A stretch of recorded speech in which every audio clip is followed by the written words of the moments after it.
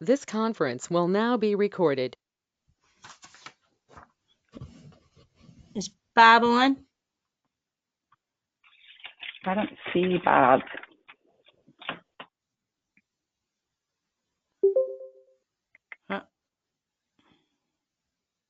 Maybe that's Bob. I'm here. Hi, Bob. Okay. I'm here. Okay, Karen, Bob. are you on?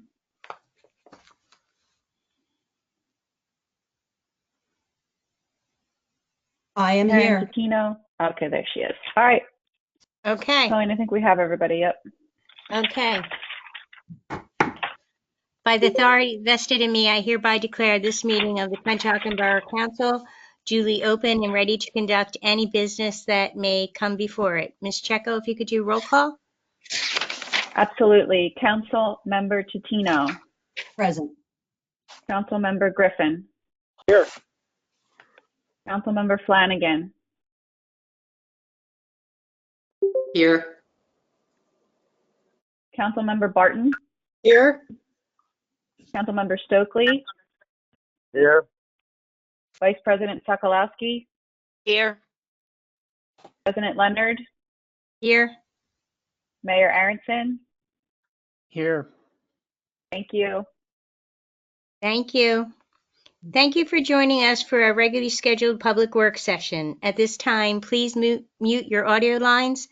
No public comments will be permitted during the course of the meeting until the designated public comments section located on the agenda.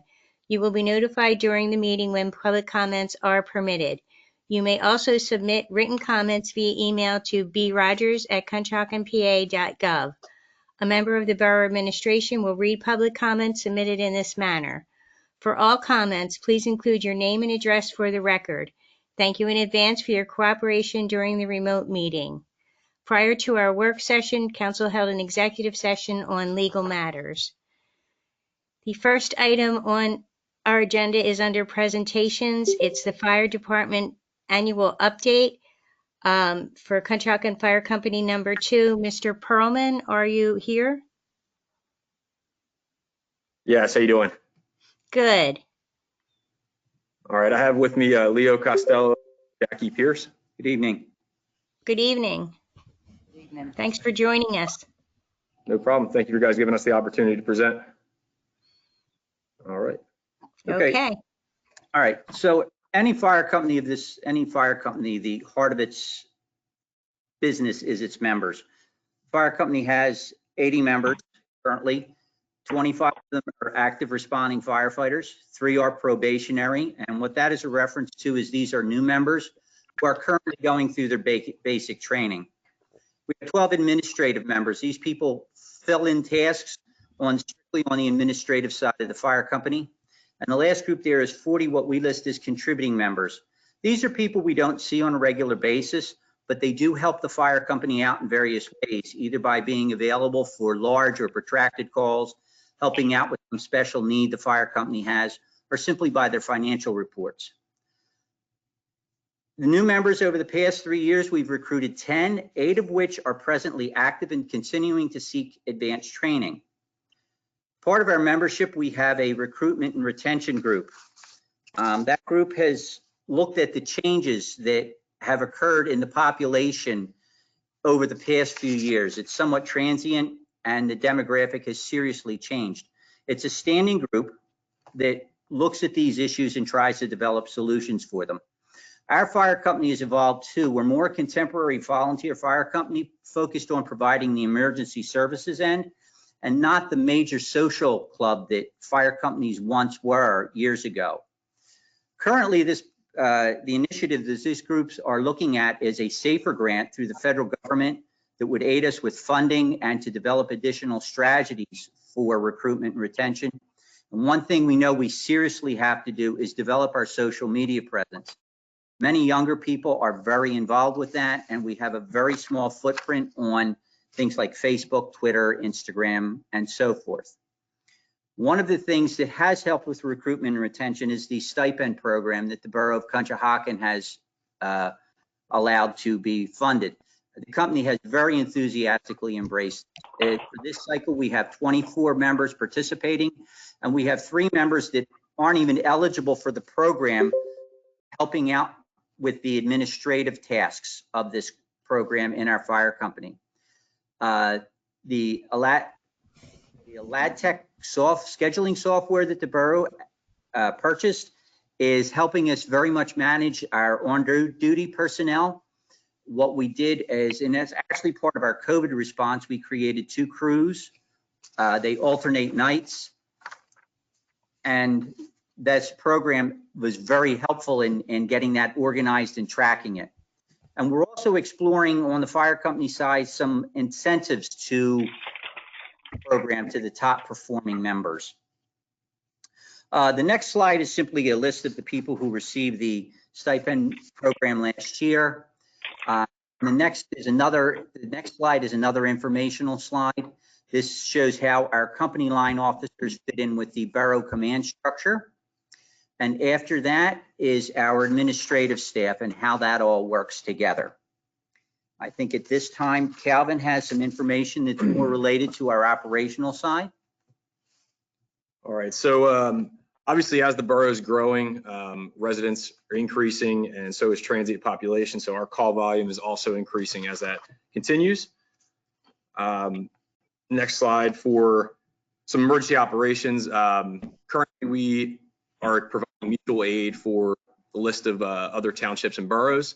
In addition to this mutual aid, this allows us to assist them, but also keep a crew in the borough of Conshohocken at the same time. In 2020, we placed our brand new Quint fire truck in place. During that, we outfitted the apparatus with some additional tools and equipment. We put some of our drivers and new drivers through training, and we adapted our tactical procedures to change with our adapting equipment. In addition, this upcoming year, we're expecting 2 new boats, which is anticipated for February. And we currently have 15 members that are certified in water rescue for the emergency responder. In 2020, we developed a water rescue team. We have 15 state certified rescuers. We're projecting for 2021 to increase our training. We're going to be doing a advanced line systems course, a boat operator course, and an ice rescue course.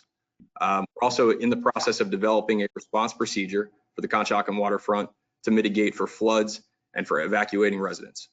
We're also implementing a mapping system for the river itself from the Norristown Dam down to the Gladwin Flat Rock Dam. We're also updating some equipment. We're updating some dry suits. With that is footwear, gloves, water activated strobes, some ropes and rescue that's going to be equipped on all of our apparatus. And we've updated some PFDs both for our personnel and for the rescue, anybody being rescued. Next slide.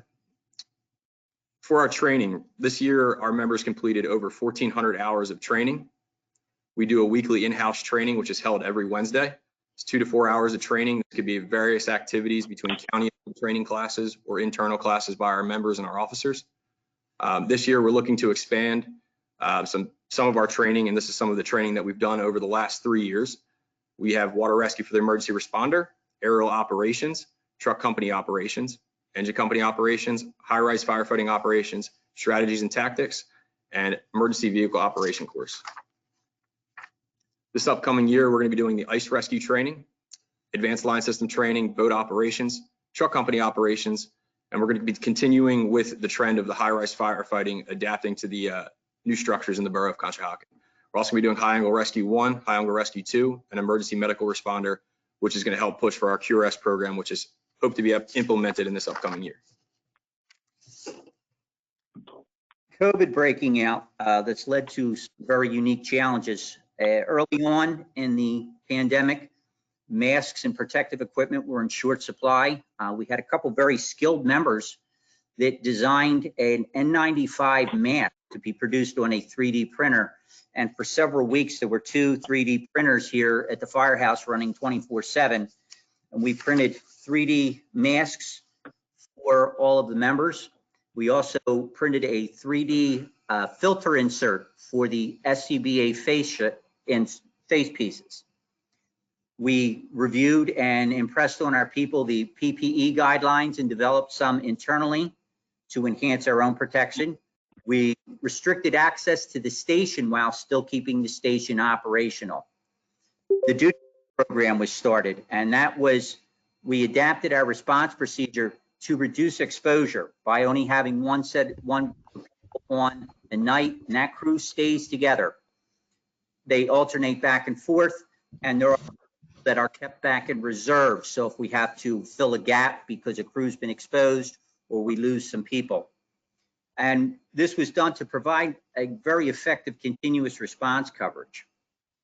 And we provided ongoing training since we couldn't do company training. What we did was we did crew-based training, and where each duty crew would have its own training night and train together, sort of a pod that kept them isolated so we didn't spread any possible infection to the rest of the station.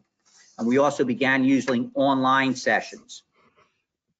We developed and made sure our operating plan was flexible. So as the pandemic got worse or got better, we could adapt.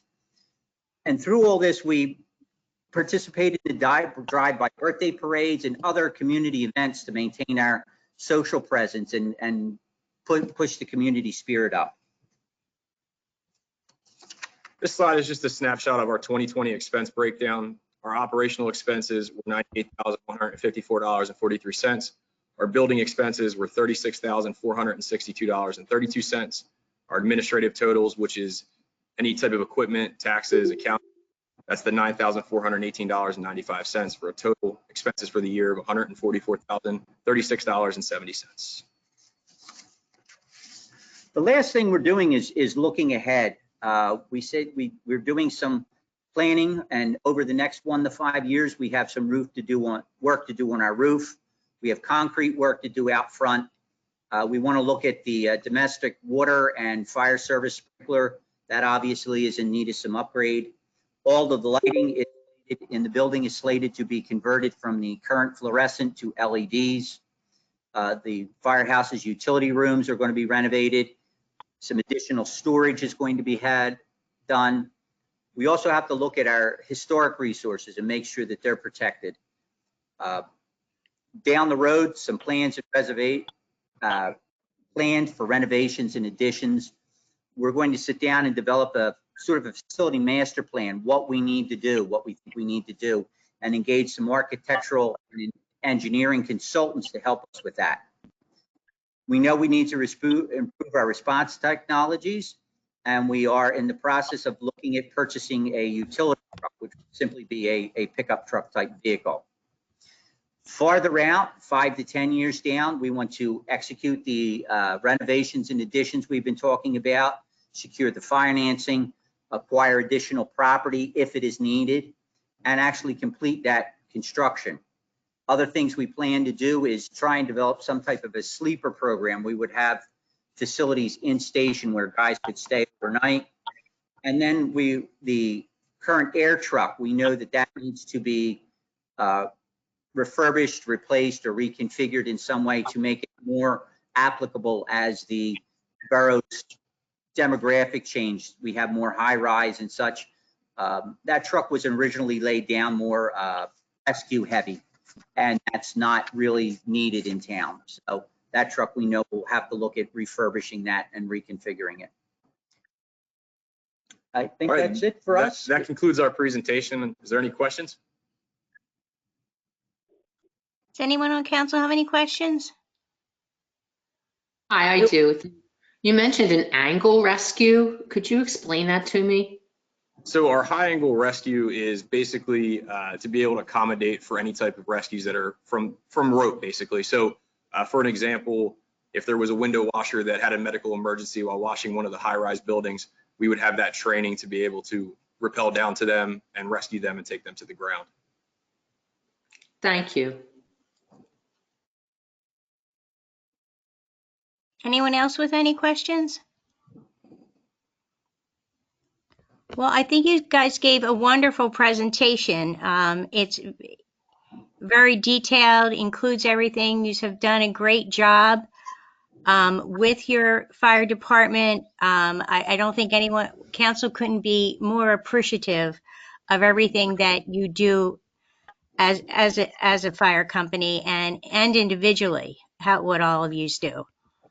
Thank you. Thank you. You're welcome. We so appreciate all your hard work. Does We anyone else appreciate the have any support. questions? Now it looks like we have an exciting 1 to 10 year plan to figure out. So Yes, you We actually have, gave council a lot to think about.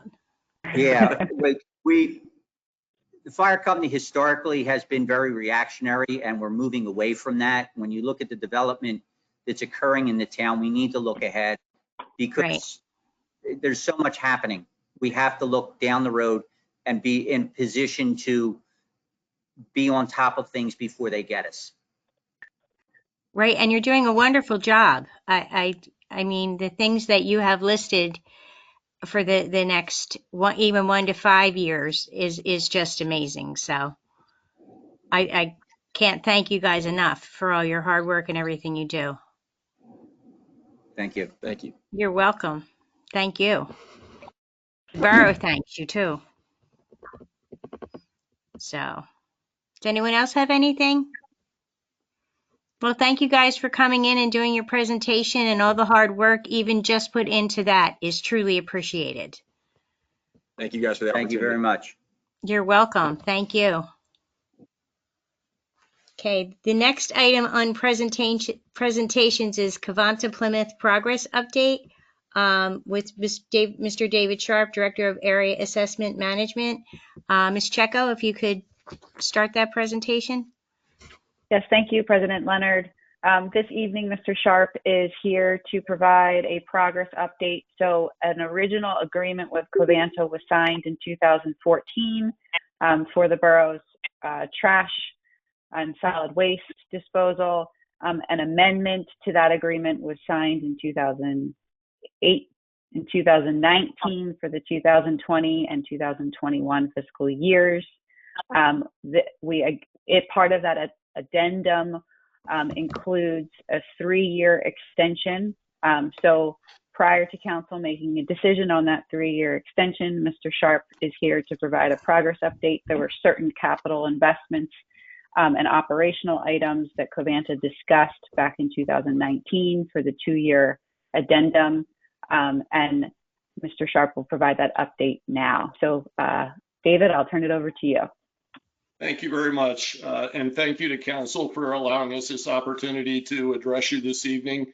We certainly do appreciate the opportunity to talk to you a little bit about some of the progress we feel like we've made and to answer any questions that you may have. I kind of started out with just a reminder again of the past discussions we've had, including the discussions we had in November of 2019 with your council. And some of the commitments that we have previously made to all of the surrounding communities. Paramount to that was that we would continue to work with PA-DEP and the surrounding communities to try to address the concerns that arose primarily from the incidences in 2019 and 2020. One of the things we wanted to do during that time was pledge to cooperate fully with the communities and be very transparent and open with our communication to the fullest extent we could. And we just wanted to reinforce that our top priority was operating the facility in an environmentally responsible manner, upholding the high operating standards that all Covanta facilities have. Those were our commitments. Those continue to be our commitments, and they will continue to be our commitments. While our work is certainly not done in any stretch of the imagination, we do believe that there is substantial progress that has been made. One of the major progresses that we feel like we made was that working with PA-DEP to resolve all of the issues that surrounded the events of 2019 and 2020. And we're pleased to say that that agreement was reached on January 25th of this year, where we did enter into a consent assessment of civil penalty, or CACP, with DEP to resolve all of those open outstanding issues. You can go on to the next slide, Brittany. One of the things I should call out as part of that CACP, though, however, was, again, just in line with our commitments, was DEP, as part of that, did comment on the fact that we did continue to cooperate with DEP to address the causes of the malfunctions identified and are implementing a series of specific corrective actions. And so, again, we just wanted to highlight that as being indicative of us trying to meet the pledges that we've made.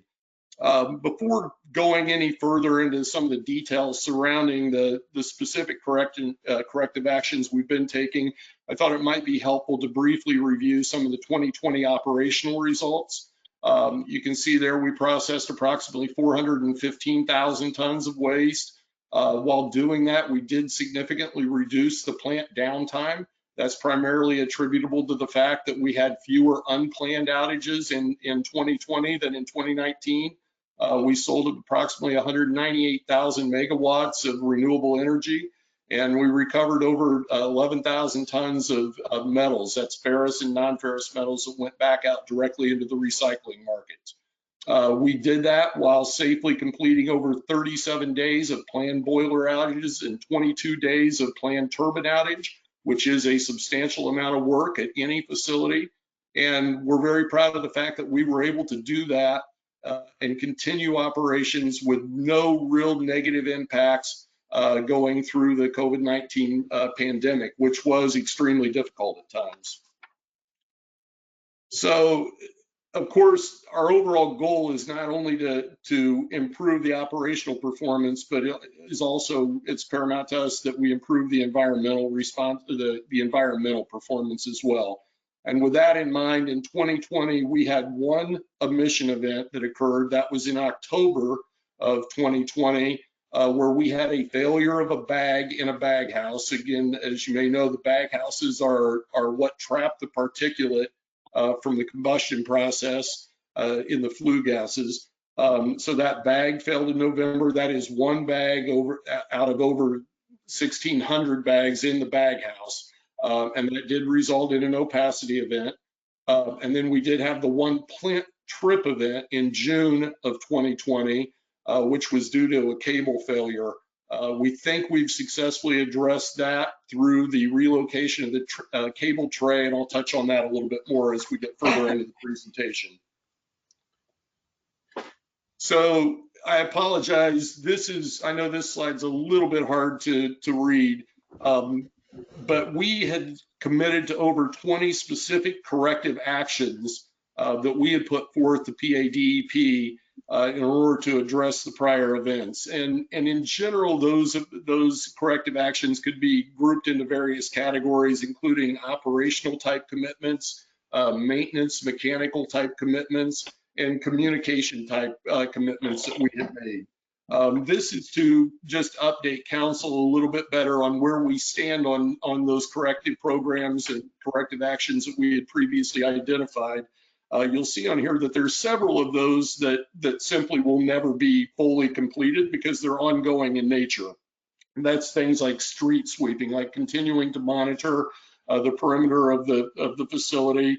It's continued training and our continued communication with surrounding communities such as yourself. We're pleased to say that there was some additional work that was not in our prior commitments to DEP that we took on. We think those are enhancements to the facility to increase the safety of the facility and to lessen the chance of future events. The biggest of those being a new fire system on the tipping floor and in the MSW, or the Municipal Solid Waste Pit area, to minimize the risk of any type of substantial fire. And we also replaced some of the electrical control supplies to try to further address some of the electrical problems that we'd experienced, particularly in 2019. So the one open item, and I'll certainly go into this in more detail, the one open item continues to be the reviewing of alternatives to mitigate the potential for any type of community impact when there is a full loss of power to the facility. And again, I'll touch on that a little bit more as we get further in. This next slide is just an example for you it's just a picture to give you a little bit better idea of some of the type of work that we've completed. The Unit 2 ash extractor was a source of continued aggravation for a number of people in 2019. while it was not necessarily a cause of any of the community type events, it was something that caused repeated downtime to us. And we recognize that one of the things that people were very concerned about were the number of startups and shutdowns that we incurred, particularly in 2019. So this was, again, this ash extractor was identified as one of those problem areas, and it was fully replaced in October of 2020 to try to alleviate that problem. The next slide is really going to the focus of trying to address the electrical problems that had plagued the facility in 2019. This is a cable tray location for anyone that might not be familiar with it. Cable tray is basically what it implies it is. It's a tray with a number of electrical cables running through the plant. The cable that was there from original construction. It was located as in the original construction of the facility. And we felt that over time that had been compromised to a certain extent, and that it was needed to relocate it to some better areas of the facility. That was a very major undertaking, and that work was successfully completed in October of 2020. We are very optimistic that this will, by and large, address the electrical problems, again, that took the plant offline in 2019. So the next slide is an example of another concern that several people in the community had addressed. When we had an emergency shutdown of the facility, there is high pressure steam that is vented out the side of the building. It has to have some place to go since it can't go to the turbine generator at that point. The turbine generator is offline in that circumstance.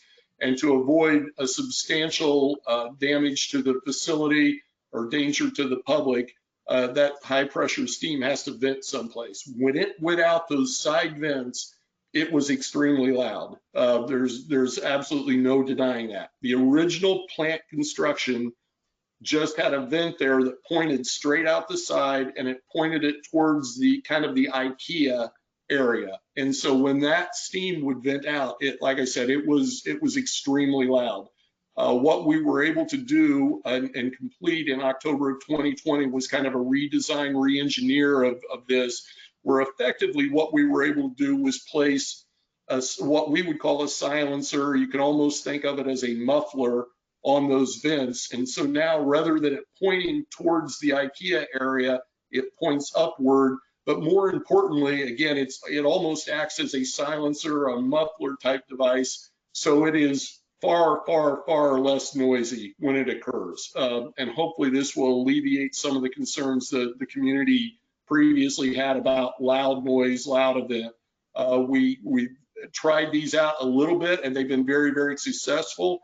Again, what I am told by the engineers on this is that the previous sound at about a 100-foot distance was similar to that of a jet engine. And now at about 100-foot distance, it's similar to probably a loud conversation. So again, we're very optimistic that will be helpful to alleviate some of those noise concerns. The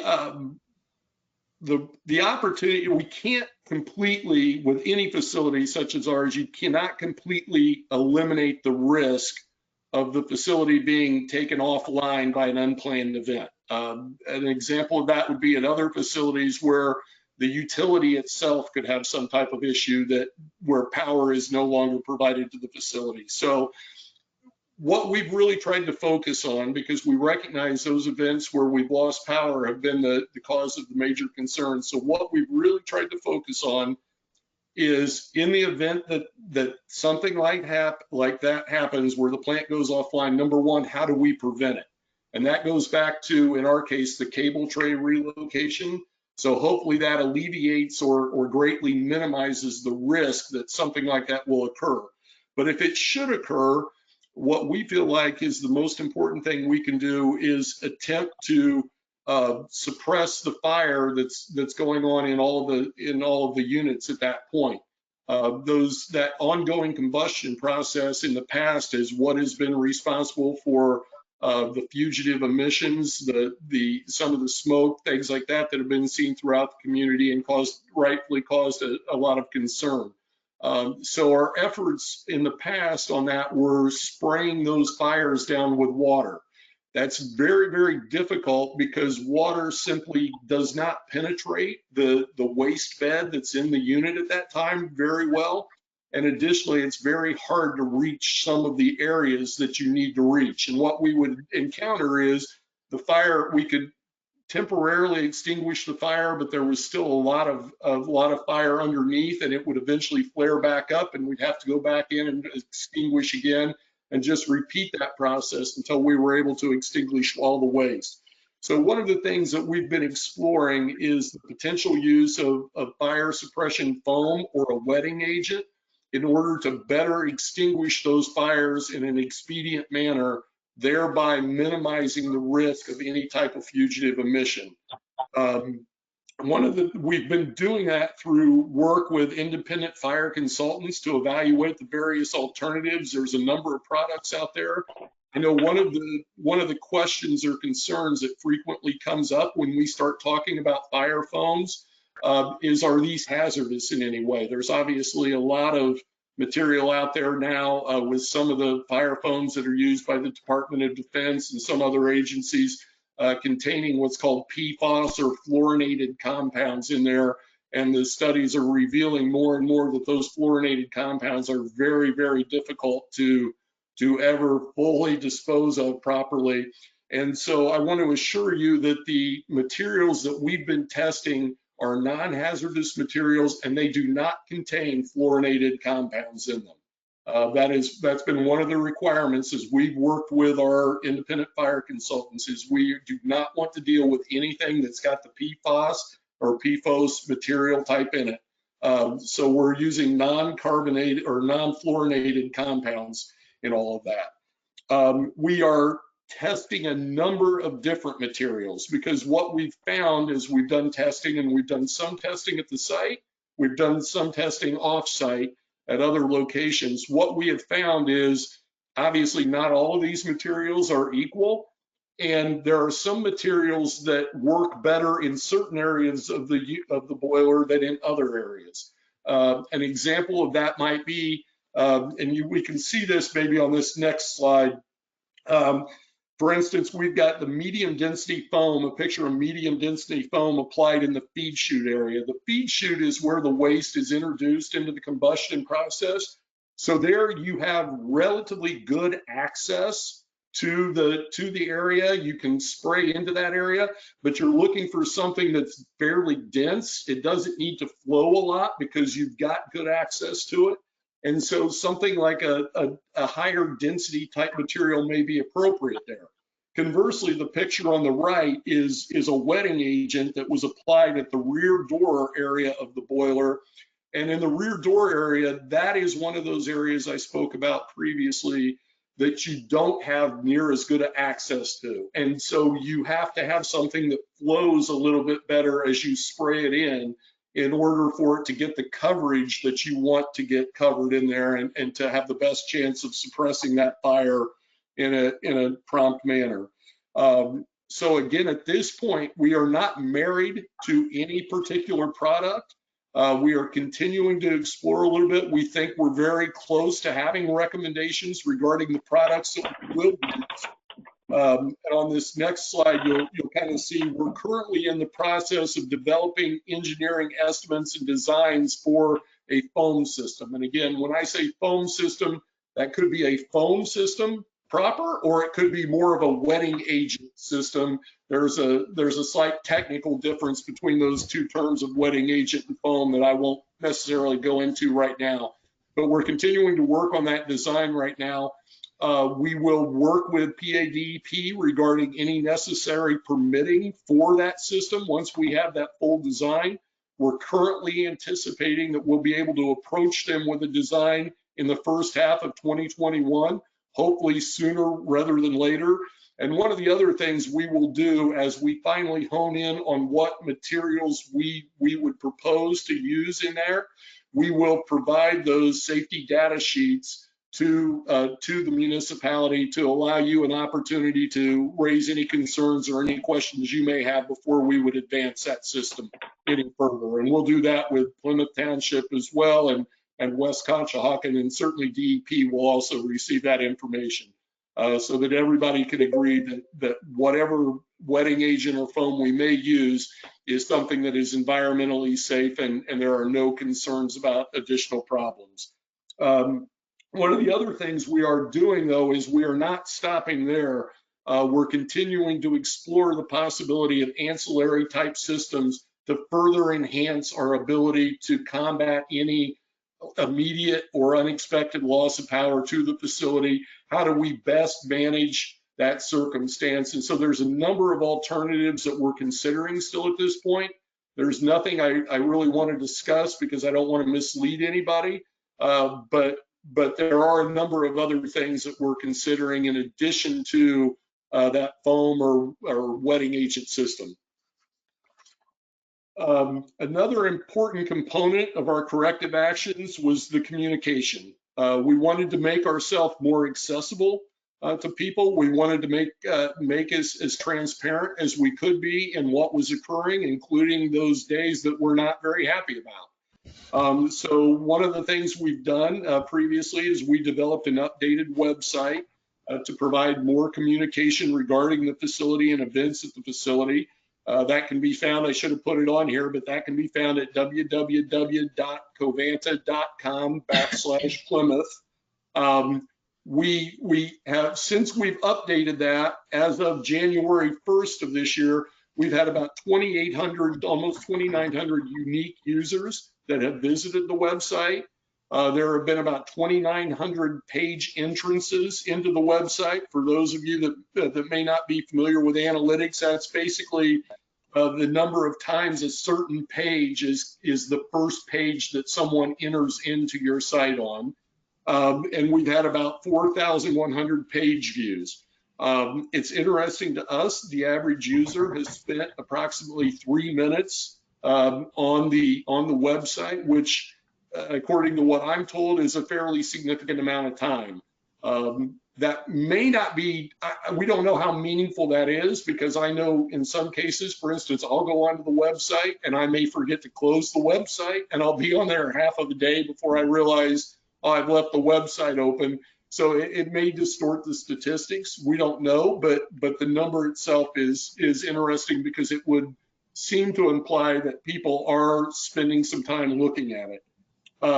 As part of that website, we are continuing to publish the continuous emissions monitoring data from the facility so people can look at how we're doing versus our permit limits at any given time and see that for themselves. And then we're continuing the process of notifying the borough anytime we have a unit that comes up, anytime we have a unit that comes down. We attempt to notify you in a timely manner in advance of that event to the best as possible. I think the vast majority of times we've been able to give some advance notice on that. There have been a few instances where something has occurred that we needed to shut down immediately, and it may have been slightly delayed, but I think for the most part, we've been able to communicate those instances in a timely fashion. So we also continued use of the previously established hotline in order to provide the community with a channel to reach us directly and express any concerns that they're having. Since we have established that hotline in late 2019, we've received 16 calls on it. 10 of those calls are really for things that didn't need to come into a hotline number. Those have been calls. For instance, I had one recently where a person that lived in King of Prussia was upset that their condominium did not collect recyclables. She contacted the hotline to say, can I bring my recyclables to you? So it's those type of calls. It's someone saying, I want to set up a disposal account at your facility. They apparently haven't been successful or haven't been able to contact us other means, so they've contacted us via the hotline. We've had 4 calls that were related to the June 2020 shutdown of the facility. I believe 3 of those were actually from elected officials contacting us to say, could you help me understand what's going on? What's the timeline? What can you tell me right now? And then we've had 2 calls that were related to concerns, but we were unfortunately unable to verify. And so, for instance, in one case on that, we received a odor complaint. I asked the individual to verify their address and said we'd be out. They said, well, the odor was yesterday. It's not there anymore. You won't smell anything. So it was difficult for us to act on that, but nevertheless, we tried to respond best we could. And our general attempts on this is to follow up as quickly as we can with anyone that calls the hotline to give them the most complete information we can give them at that time. And then we try to follow up if there's additional questions. So we also recognize that one of the important components that we need to continue to focus on is our workforce development. And so that has also been an important point of emphasis for us over this last year. We've tried to do that by a continued on-site presence of numerous regional and corporate personnel to assist us with facility operations and maintenance, to assist with training. There's probably been, I don't have an actual count, but there's probably been very few days over the course of the last year where we didn't have additional people on site in the forms of specialists that are trained highly on combustion techniques or on the SIMS system or electrical services, things like that. Almost every single day, there is someone of that nature, at least one person of that nature that has been on the site to try to supplement the plant staff and to assure that we're trying to get us back to the standards that we had hold to. We, as you may know, the employees had voted last year to enter into an agreement with the International Union of Operating Engineers. Those are ongoing negotiations. We certainly respect the employees' right to organize. Those are ongoing negotiations. As a matter of fact, the next scheduled meeting is tomorrow. And we'll continue to bargain with them in good faith and see where that process ends up. There is a continued emphasis on training for all personnel. And when we talk about training, it's primarily safety training, but it is not only personal protective safety training, but it is also safety training in the sense of what is the proper way to do this job, what is the proper protocol to follow, what is the proper procedure to follow as we're doing a job. So extensive training for all employees at the site.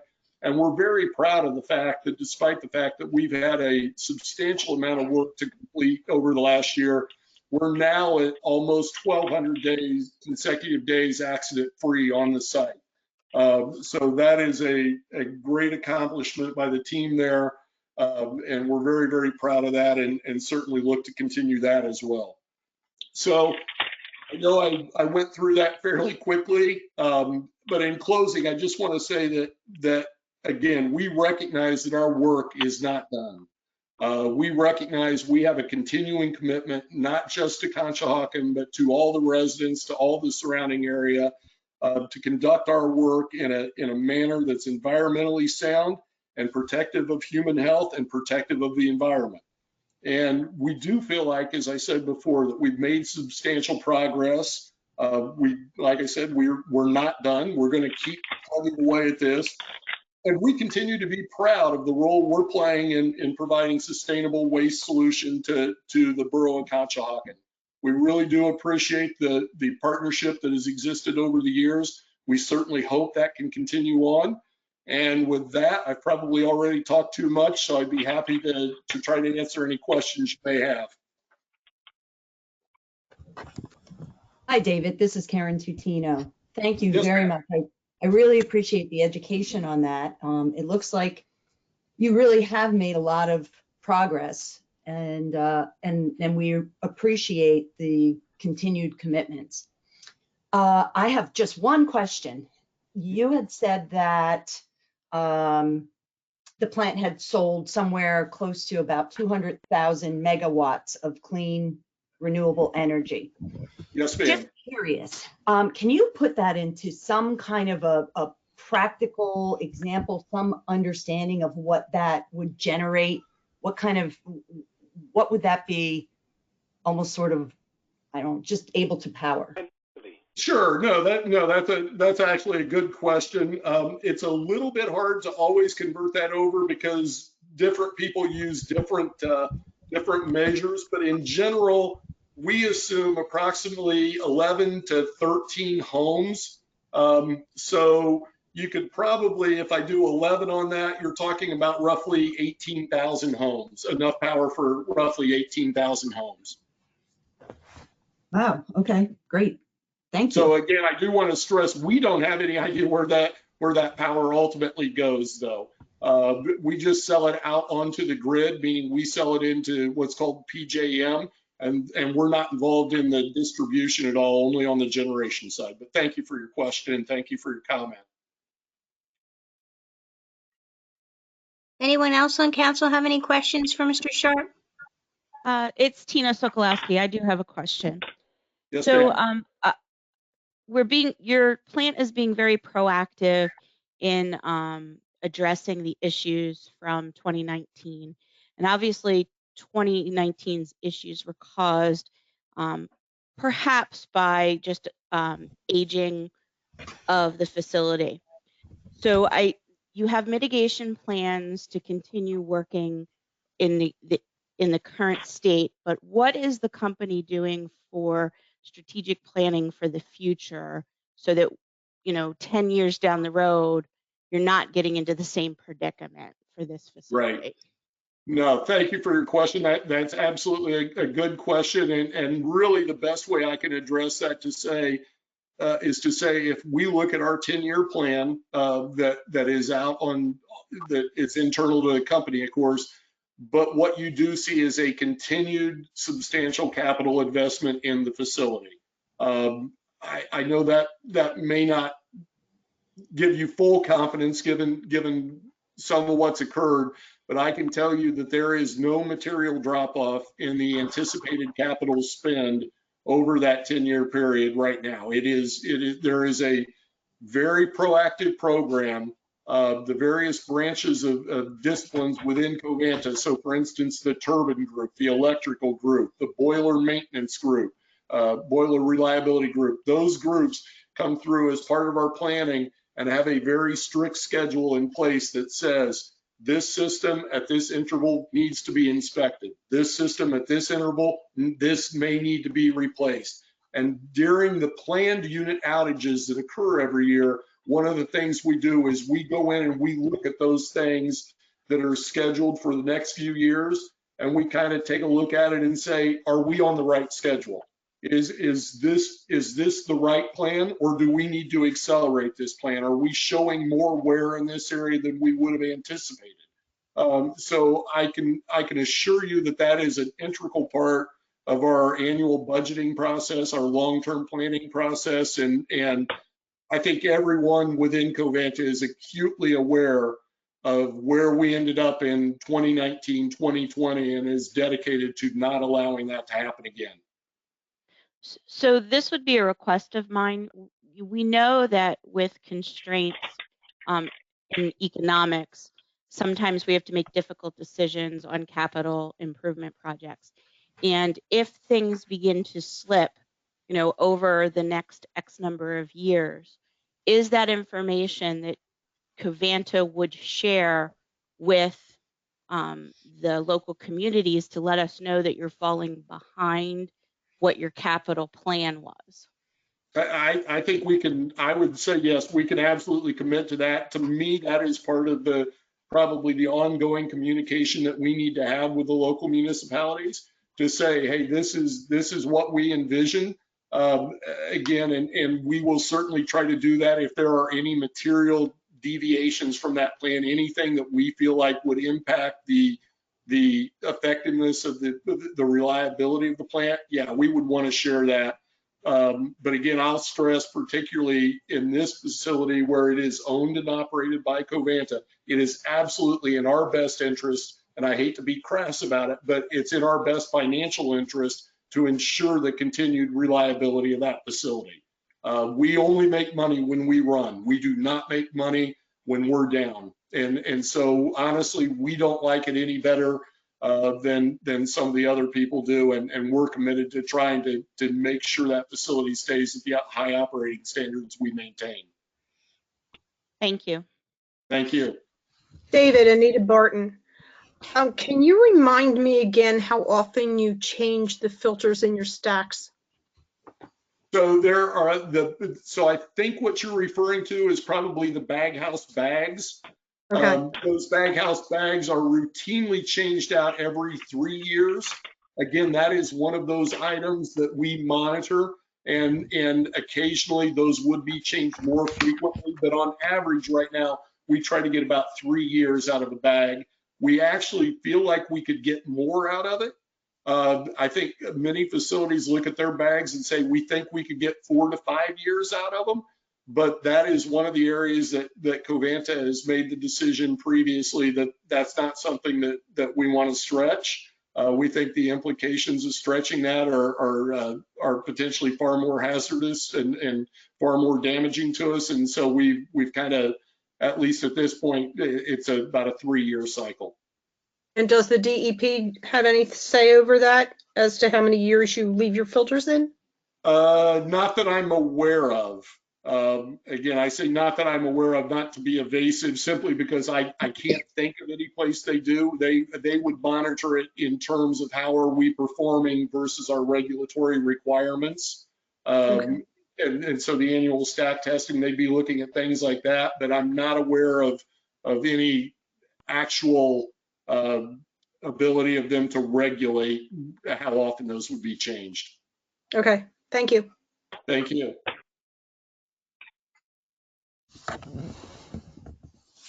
David, it's Thank you. Stephanie Checo. Just a clarifying point.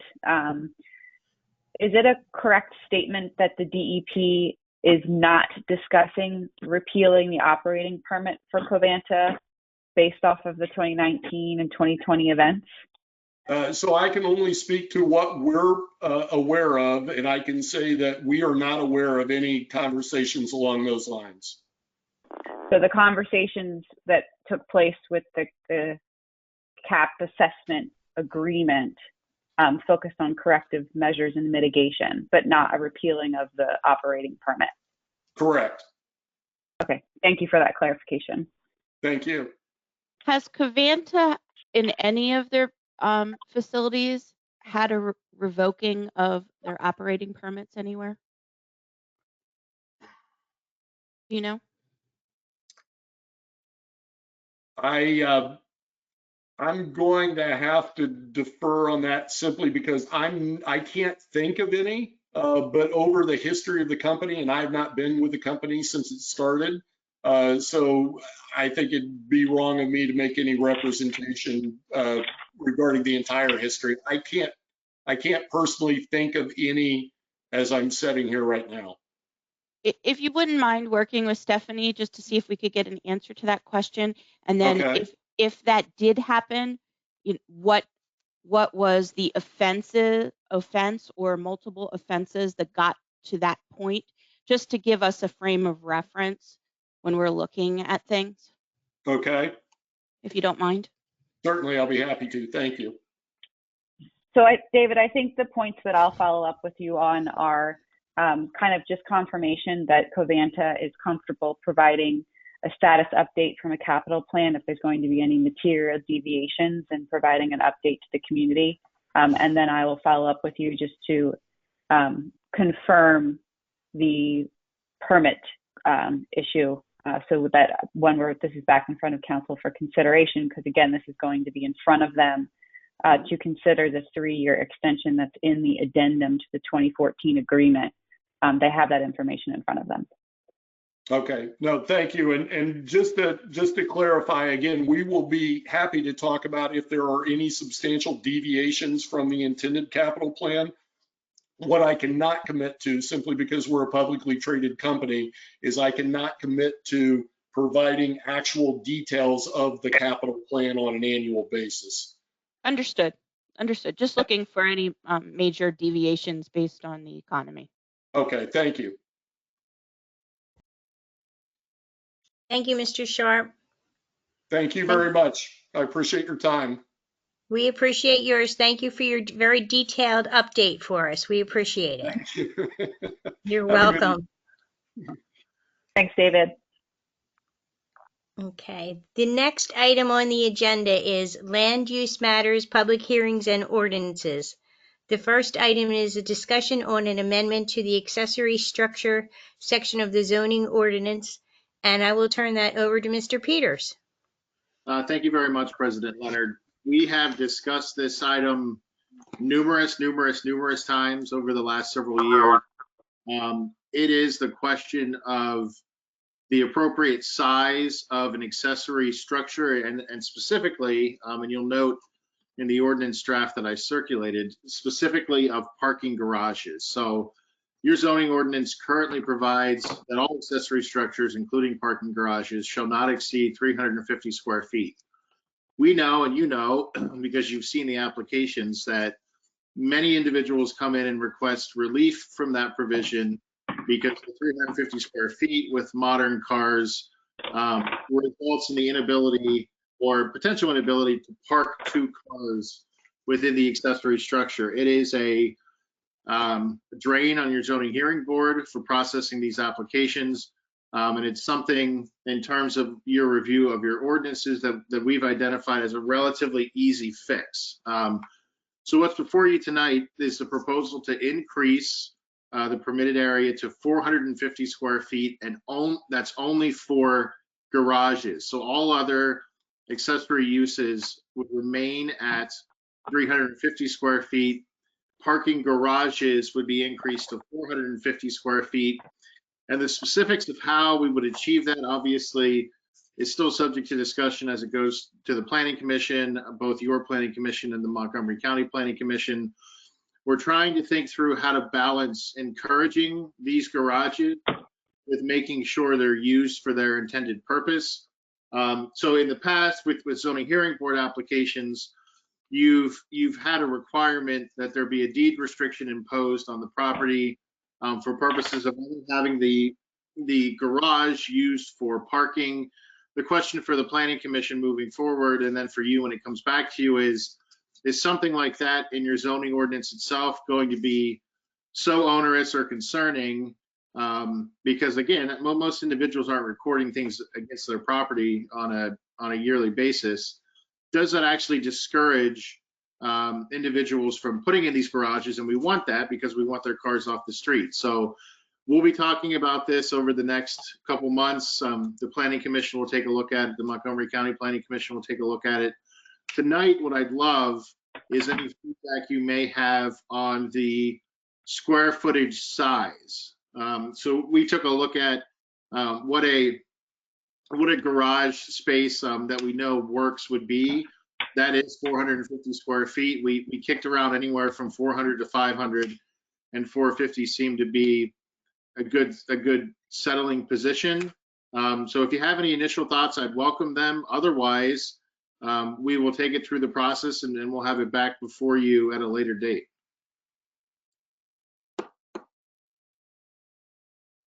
Anyone on council have any questions for Mr. Peters? Yeah, I have a question. Did anybody calculate that you could get two mid-sized cars into the garage side by side, and you can open the doors? Yes, we did, Bob. That's exactly what we looked at. Yep. So, Okay. So again, you know, it may turn out that when this goes to the Planning Commission and Montgomery County Planning Commission, they'll take an additional look at it. But the entire purpose is to achieve exactly what you just said. So we believe that yes, we've accommodated for that. If anyone disagrees with us, we'll certainly take it into consideration, because the goal is to get two cars off the street for each of these. That's the. So Bob, specifically, we were looking at two mid-sized cars with possibly one storage, like a small storage rack. Right. That's kind of the practicality of what we were looking at. Yes. And then if we do that, how do you then tie it to the requirements of impervious area and all of that?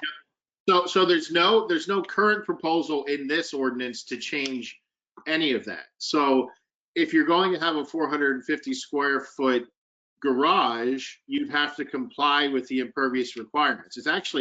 It's a really interesting question, Tina, that maybe the Planning Commission is going to have to think through, which is, in the borough, how close on most of these properties are we to maximum impervious?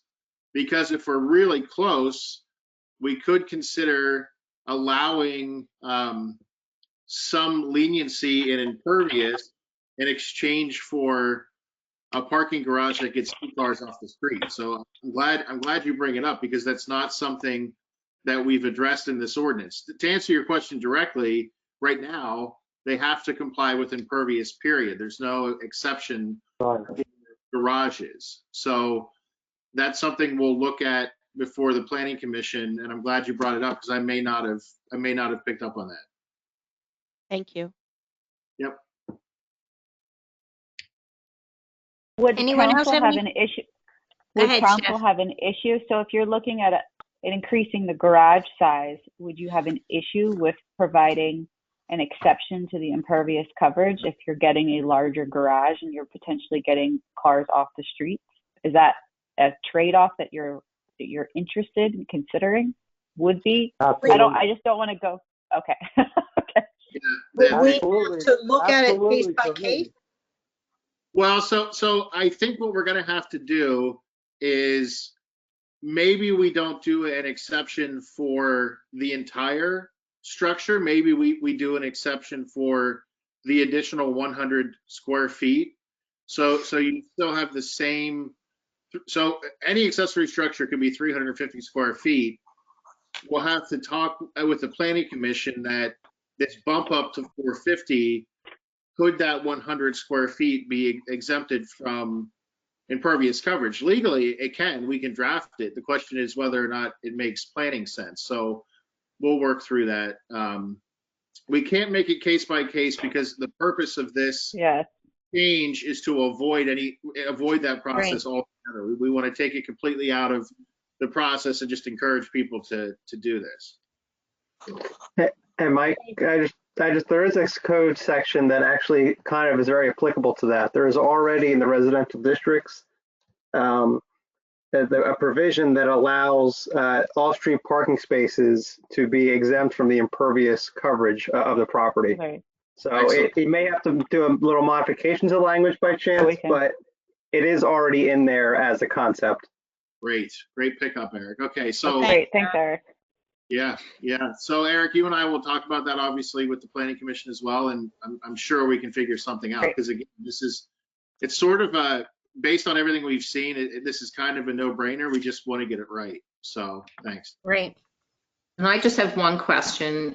Would this impact any of the setbacks, or no, the structure would have to fit into the building envelope? Great question. So the existing setbacks for accessory structures would apply. We're not changing those setbacks. Okay. Thank you. Okay. Anyone else have any questions? Okay, thank you, Mr. Peters. Great, thank you. The next item is discussion on wireless communication facilities section of the zoning ordinance. Again, we will refer to Mr. Peters. Thank you, President Leonard. So the good news is tonight I'm not going to go through the 50-odd pages that I sent you in your upload. Thank you. The purpose of this discussion tonight is just to let you know that administration has identified in our review of your ordinances another section of your zoning ordinance that we're going to have to take a look at. So your wireless facilities ordinance, section zoning ordinance, was last updated about more than 15 years ago. So since then, there has been significant changes, both in terms of the type of technology. So as you know, 5G technology has taken off. There are small distributed antenna systems, DAS systems, that are installed, and small cell technology facilities that are installed, that can be installed in areas where large telecommunications towers can't. So your ordinance back in 2005, you were focused very specifically on large traditional wireless facilities.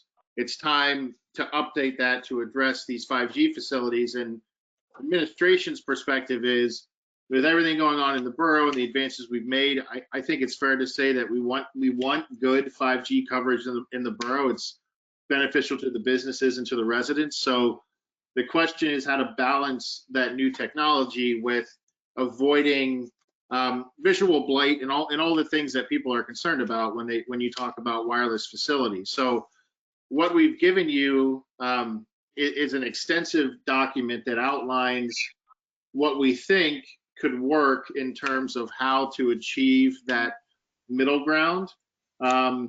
This process is going to take much longer than the change from 350 square feet to 450 for accessory structures.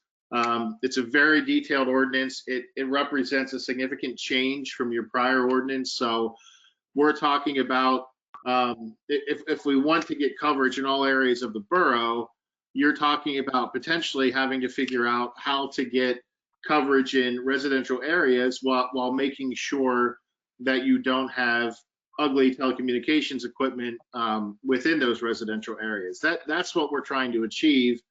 And for tonight, I just need you to know that we're working on this, that I welcome any thoughts you have on everything I sent you, whether tonight or probably more appropriately separately.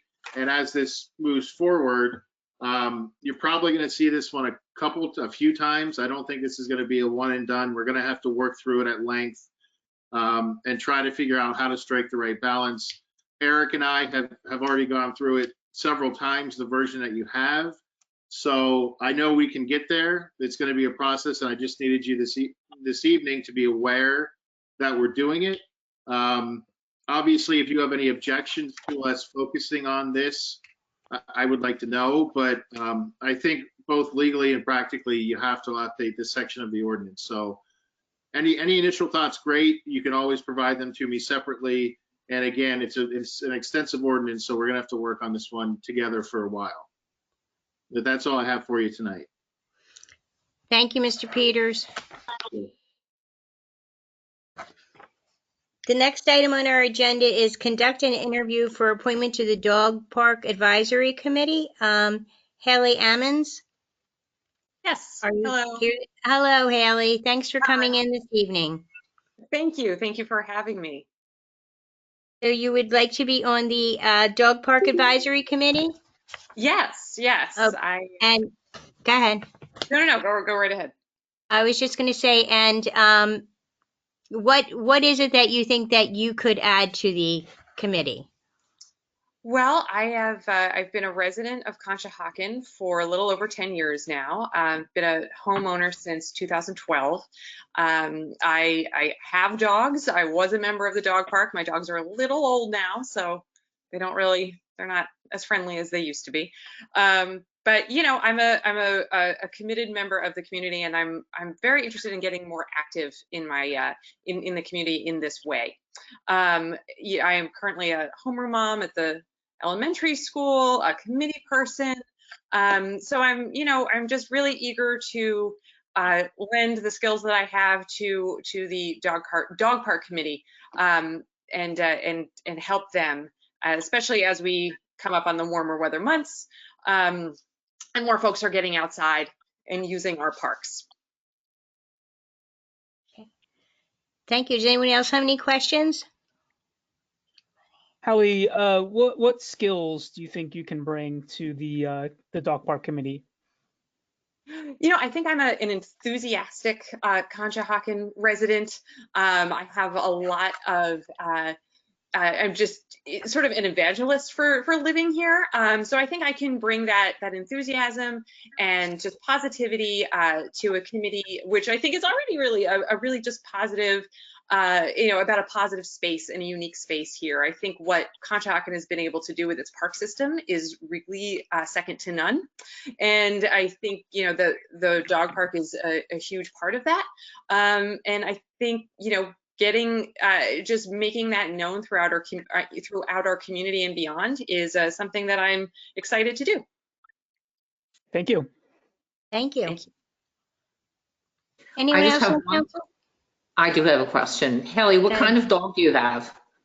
I have 2 puggles. They're pug and beagle. Great. I'm familiar with them. Great. Yeah. Thank you. You're welcome. Thank you. Does anyone else have any questions? Well, Hallie, thank you for coming in this evening. We appreciate your interest and your time and your enthusiasm. Thank you so much. And thank you to everyone for your time and consideration tonight. You're welcome. Okay. The next item on the agenda is manager matters, and I will turn that over to Ms. Checo. Okay, we have a bunch of escrow releases. So the first one, and all of these escrow releases have been reviewed by the borough engineer, and the recommendation was provided in your meeting upload.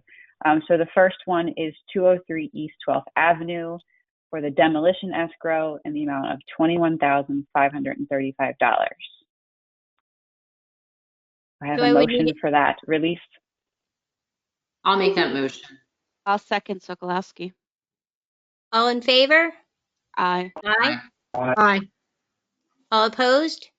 Motion carries.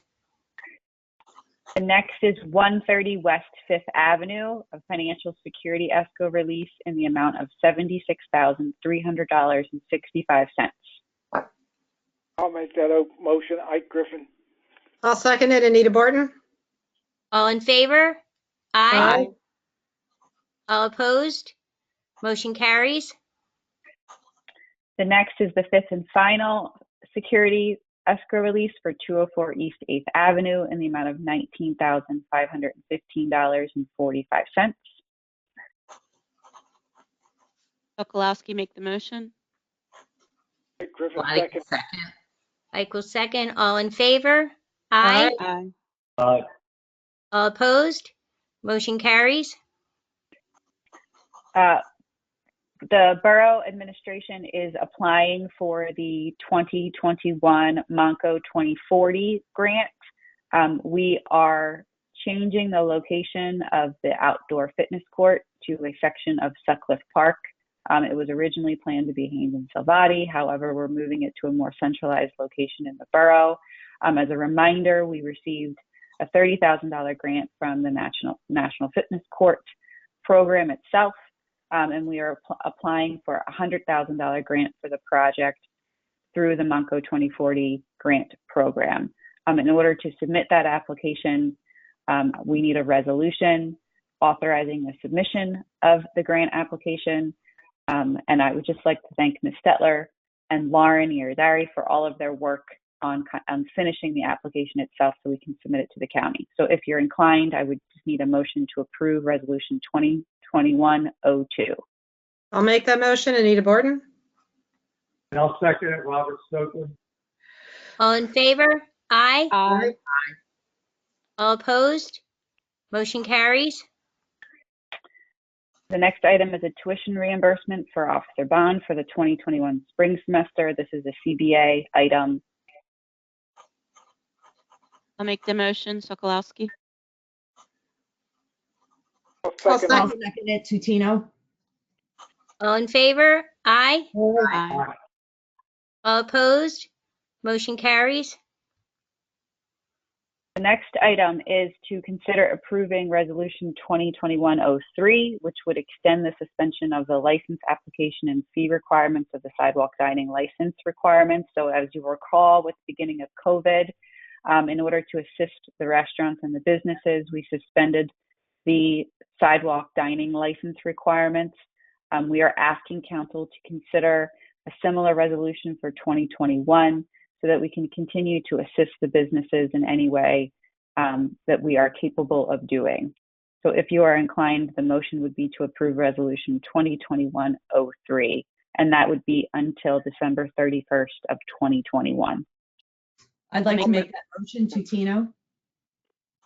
Second. I'll second it. Ike Griffin. All in favor? Aye. Aye. All opposed? Motion carries. The last item is to consider approving the suspension of the renewal process for the specially dedicated parking program. This is coming from Ms. Stetler. The issue that we're running into is that when we have handicap parking requests, they're required to renew on an annual basis, but we have the majority of the individuals are struggling to get to the doctors, and that is part of the renewal process. So what we're asking council to consider due to COVID is to just suspend the renewal process. So the current special dedicated parking spaces that are in place today would continue to exist for 2021. We would continue to take in and process new applications and new requests. However, anyone who was looking to renew could simply fill it. They would provide a request into the borough administration, and borough admin would process it without requiring the doctor confirmation. Without So the if you are doctor inclined, confirmation for new or just existing? just existing. Okay. You would still require the doctor confirmation for a new. That's correct. So this would simply be anyone who is renewing a current space that's already in place. So in essence, if you pull their application, we already have the medical documentation on file. We just wouldn't require that as a follow-up step to renew for 2021. Sokolowski will make that motion. I'll second it, Anita. Barton? All in favor? Aye. Aye. Aye. All opposed? Motion carries. Those are all the items I have, President Leonard. Thank you, Ms. Checo. The next item is council member and mayor matters. I am going refer first to Vice President Sokolowski, who is an update on Friends of Conshohocken Parks. Thank you, President Leonard. So Friends of Conshohocken Parks has actually been one of the active committees through COVID, maybe not as frequently as we had in the past, but we are starting to ramp back up again as things are moving in the direction of getting back to some type of normal. As everyone knows, Friends of Conshohocken Parks is the fundraising arm for our park system. And one of the things that has been talked about is we are getting a little traction with some of the fundraising efforts, selling of the T-shirts, Venmo accounts, soliciting any donations on social media.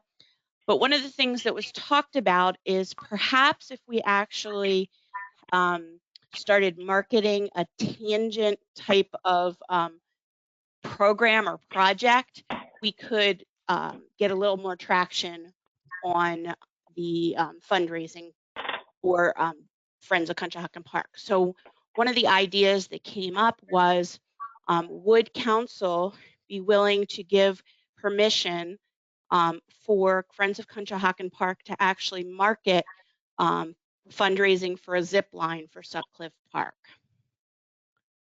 And then secondly, the ask to council is to continue the T-shirt fundraising. Would council be opposed to Friends of Conshohocken Parks reaching out to some of our business owners to see if we could put some T-shirts in their businesses to perhaps sell? So two asks. Can Friends of Conshohocken Park look towards marketing fundraising for a zip line for Sutcliffe Park? And secondly, permission to go to local businesses to try and sell additional T-shirts. So essentially what you're just asking for support of those two efforts. Correct. Okay. Is it something that council is interested in supporting? I am interested in supporting, yes. I have been interested in supporting Robert Stokely. I'll also donate $500 to the zip line in Conshohocken. Thank you, Bob. Thank you, Bob. And really, we think that if we can start putting true projects behind what we're fundraising for, that people may be more inclined to be generous, like Bob, as we move forward. I actually put it out there as a challenge. If anybody wants to bid higher. I think it's a great idea, Tina, because I do think our parks are shining examples of what the borough can do for the residents, and it will be great to see some of the residents like Bob step up and help us. I also just mentioned that the Friends of Country Parks is having those 2 fundraisers, one at Panera Bread, and then next week they have one at Chipotle. So if everybody could get behind and support them, that would be great. When is the one for Panera? I think it's the following week. I have to look on my phone. Okay. So just for record purposes, based off of the bylaws of the Friends of Country Parks, I do need someone to make a motion. So the motion would be to approve the fund. Okay, go ahead. Sorry. Sorry to cut you off. I just said that in excitement. So we have a motion from Karen. We need a second. I'll second, Anita. All in favor? Aye. Aye. All opposed? Motion carries. Thank you, everyone. Thank you. Thank So you, Tina, Tina. maybe what you can organize, Tina, is to have at Marywood, where there is an existing zip line, we could have for every time that Bob zips from one side to the other, say $5. So Bob, if you want to keep it going, we'll just have you zip over there. You have my $5, Bob. I got my 5. That, That's a good one, Karen. That's a good the one. mayor in the dunking booth. I think we could do a bunch of things. Uh-oh. Mayor back in the dunking booth. Okay, Mayor Aronson, do you have anything this evening? Yeah, thank you, President Leonard. It's actually been a pretty busy couple of weeks around here. We had a West Conshohocken held a memorial last week for the 50th anniversary of the gas leak explosion. And it was really wonderful to see our local fire departments and residents get together to hear stories of loss, but also incredible heroism that happened that night. And a big thank you to Mayor Fournier for organizing and for making sure Conshocken's fire departments also participated as they did that night 50 years ago. Thank you for that. The other thing is my Destination Conshohocken team put on a virtual bingo in support of my Conshohocken Strong initiatives. And it was in benefit and support with Guppies. We hope to continue to organize these events with our businesses every month as we continue to find our way through the pandemic. We had actually 150 participants play Quizzo with us on Saturday, so it was pretty awesome.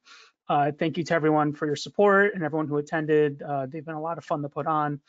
And then finally, we have a poster put together by Louise of Girl Scout Troop 7044.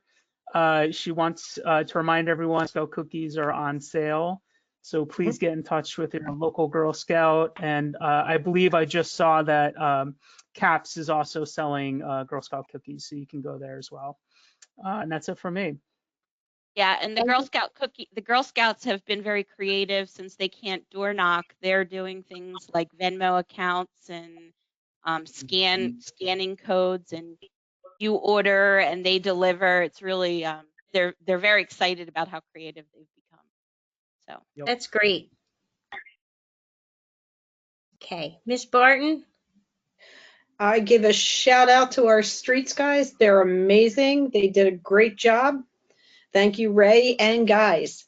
And also, did anyone happen to see us on Channel 6 Monday night? Yes, we did. We came up great. Yes, we look good. So, and that's about it. And look forward to the more snow coming. Another nor'easter. Oh, yay, Anita. I'm sorry. Okay, Miss Flanagan. I would just agree with Anita. I think our public service crew are phenomenal, and they just have a pride in their work you don't see in many places. So Ray, you've done a great job motivating them, and we are fortunate to have them. That's all. Thank you. Mr. Tino? Echo everything. Wonderful, wonderful job by our public works.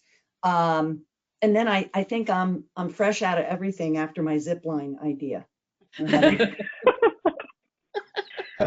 Okay. Ike, do you have anything? I got something for the chief. Tell me better run some patrols around here for people putting these chairs and stuff out on the street. You want to have a couple of people fighting. I don't want to get in the middle of none of that. Okay. That and cones.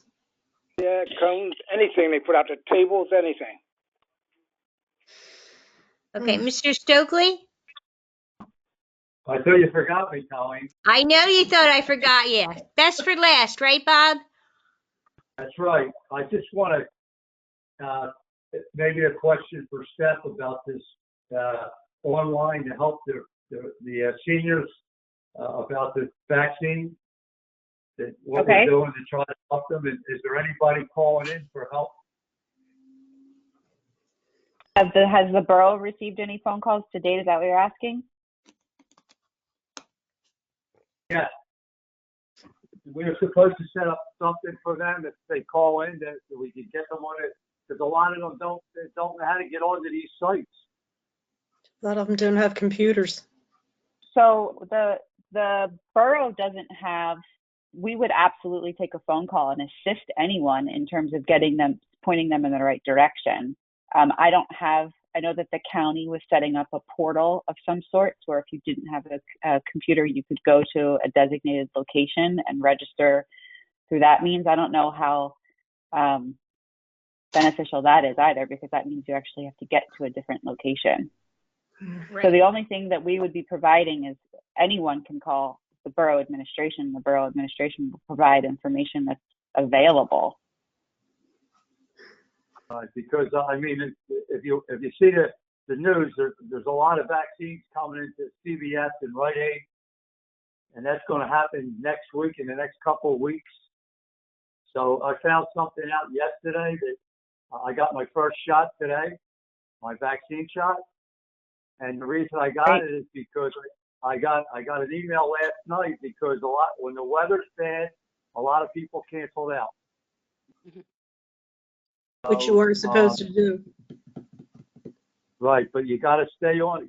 Anybody that wants that vaccine, you got to hit those sites, Rite Aid, CVS, and stay on it. ShopRite, all of them. Even Weiss's, they say Weiss's pharmacy's going to get it. Yeah, they've been bombarded. Yeah.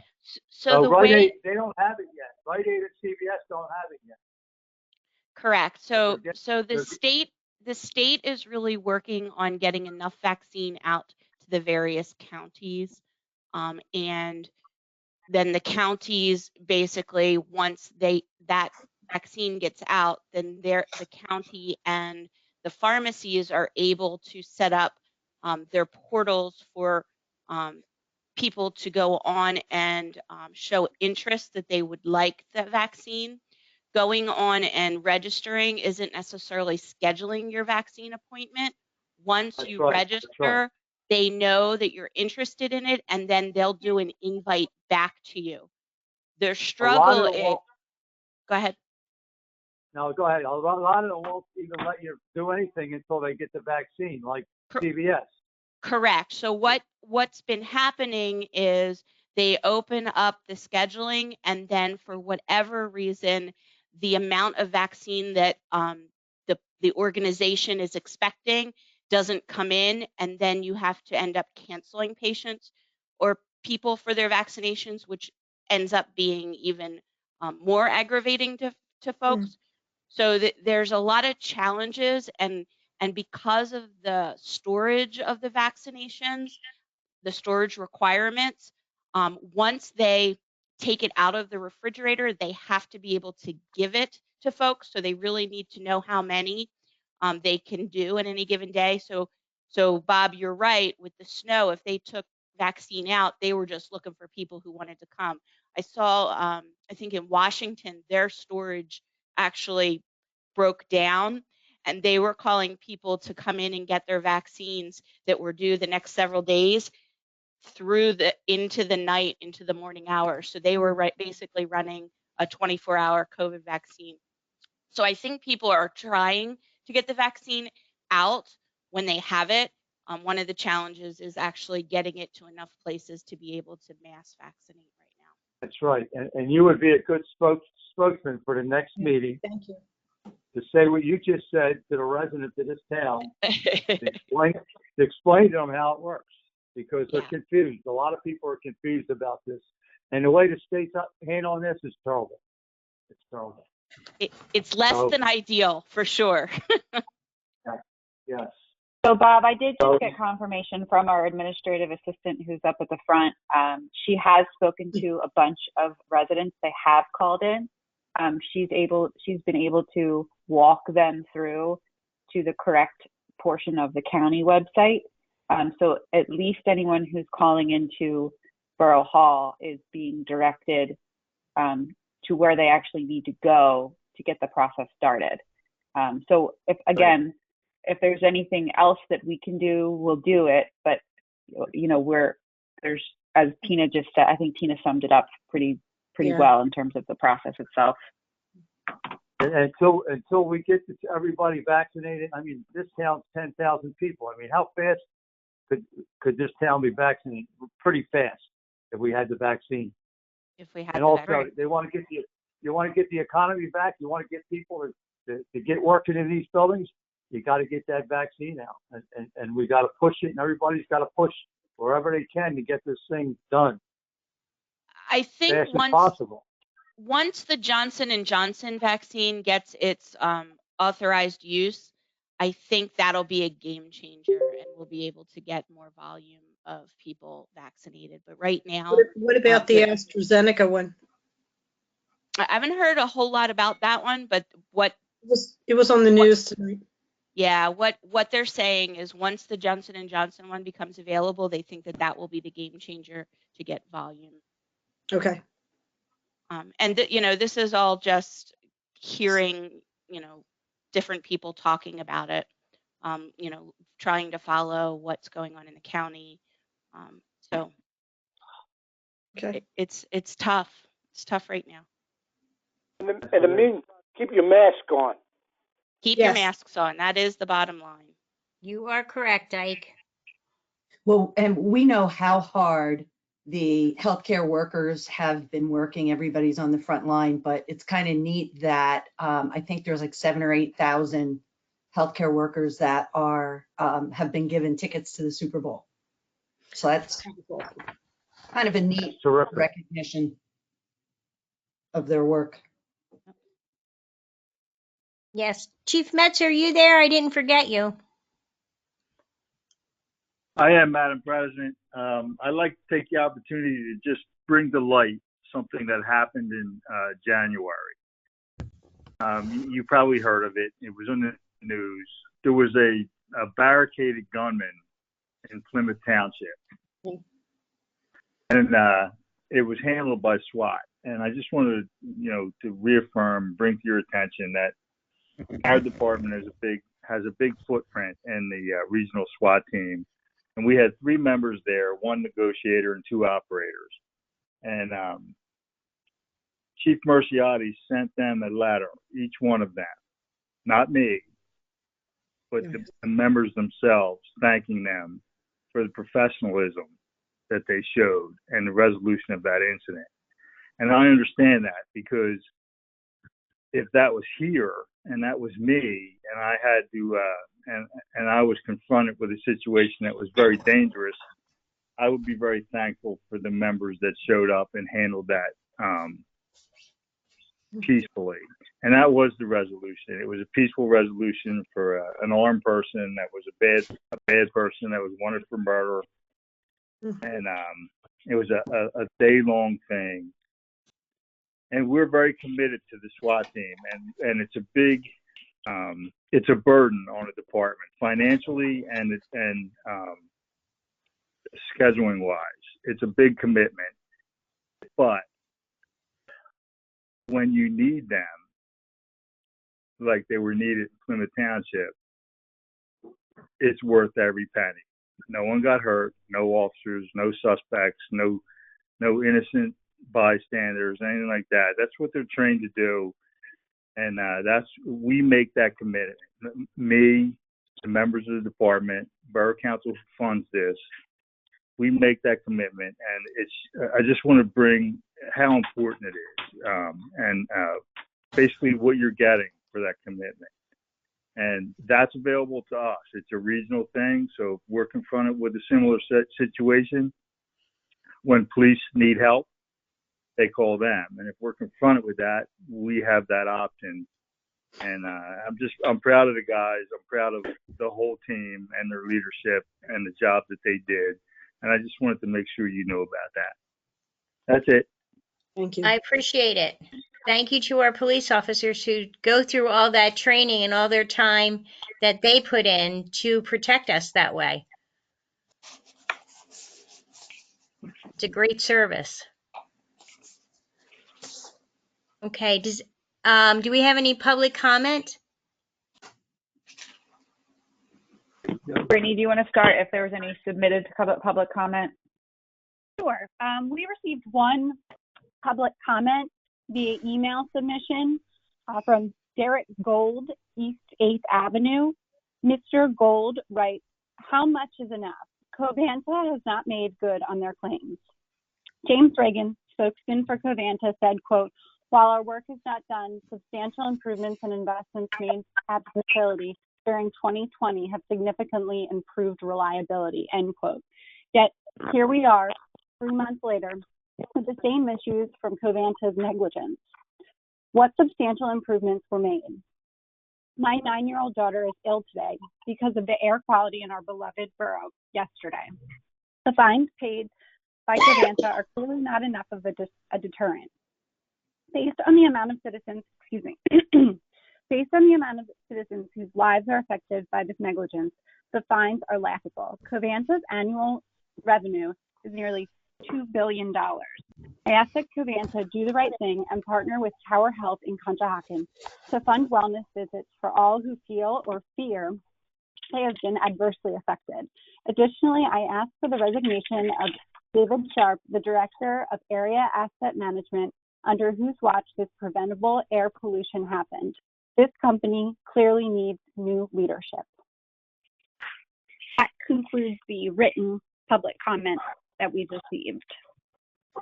Thank you, Brittany. And do we have anyone online for public comment?